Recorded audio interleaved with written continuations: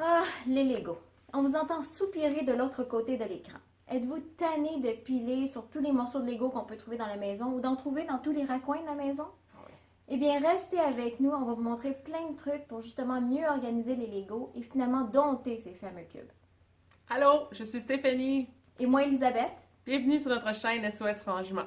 Aujourd'hui, on va vous montrer les façons d'organiser les Legos et surtout où les ranger pour éviter le grand chaos. Alors, commençons.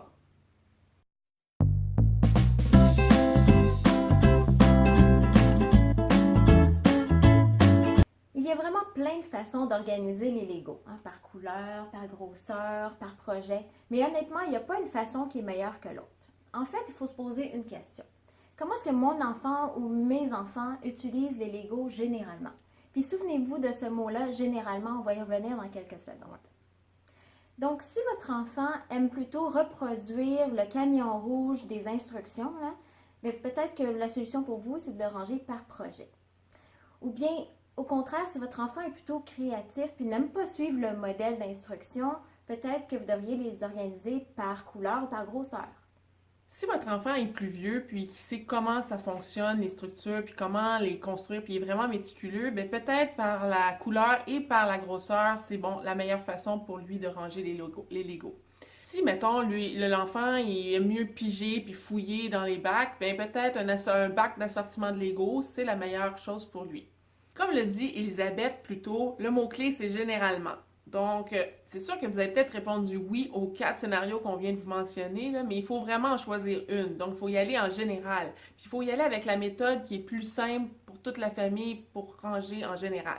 Donc, pensez à ça. Maintenant, on va vous présenter plein d'options pour ranger les Legos. Vous choisirez celle qui est plus convenable pour vous selon l'espace que vous avez disponible et selon les habitudes que vous avez en famille. Donc, la première option, c'est justement la table ou une station. Ça, c'est une solution géniale si vous avez de l'espace parce que les bacs de Lego différents peuvent être rangés en dessous de la table et les enfants peuvent utiliser la surface de la table pour créer et pour jouer. La deuxième option, c'est avoir des bacs avec des couvercles, un peu comme ceux ici. Comme ça, vous pouvez ranger les Lego par couleur ou par grosseur différentes. Et ce qui est important, c'est n'optez pas pour des bacs trop gros parce que là, on a tendance à en accumuler beaucoup trop. Ouais.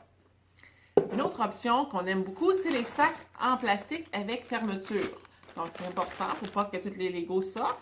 On aime beaucoup les ranger les casse-têtes là-dedans, mais on range aussi les Legos, surtout par projet. Mettez-y le feuillet d'instruction à l'intérieur avec toutes les pièces, comme ça, c'est facile de s'y retrouver. Le quatrième point, c'est un organisateur avec tiroir compartimenté. C'est très bien pour ranger les blocs par couleur ou grosseur. Plus recommandé pour les enfants qui sont plus vieux. La dernière option, c'est le bac en forme de Lego, comme celui-ci. On va le montrer. Là-dedans, vous n'avez pas besoin de vous préoccuper justement de la couleur, la grosseur. Vous mettez vraiment tout l'assortiment de Lego et l'enfant peut piger ce qu'il veut. Chose certaine, c'est peu importe le type de rangement que vous optez pour vous et votre famille, assurez-vous de toujours avoir un couvercle sur les bacs pour éviter justement des accidents avec les enfants plus jeunes. Ou des fermetures pour les sacs. Et voilà. Je pense qu'on le dira jamais assez, mais étiqueter, c'est vraiment important. Quand on prend nos contenants, on essaie d'être le plus précis possible. On écrit les petits blocs rouges ou les gros blocs verts à 2 têtes. Donc, c'est vraiment, ça a l'air stupide un peu, là, mais c'est vraiment important pour que toute la famille puisse se retrouver et puis développer l'autonomie chez l'enfant.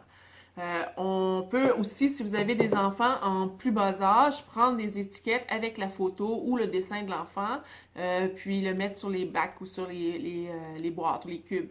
Donc, mais pour en savoir plus sur les étiquettes, vous pouvez aller voir notre top 3 qu'on a fait dernièrement, qui en parle vraiment plus en profondeur.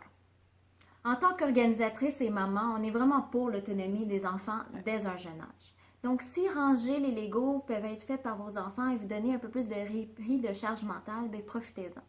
Ça se peut que ça vous demande un peu plus de discipline au tout début, mais lâchez pas. Puis, si vous avez d'autres suggestions de rangement de Lego, bien faites-nous en part, on est vraiment intéressés par vos commentaires. Puis, manquez pas notre prochaine capsule qui va être sur une autre partie de la salle de jeu pour avoir plus de conseils et de trucs d'organisation.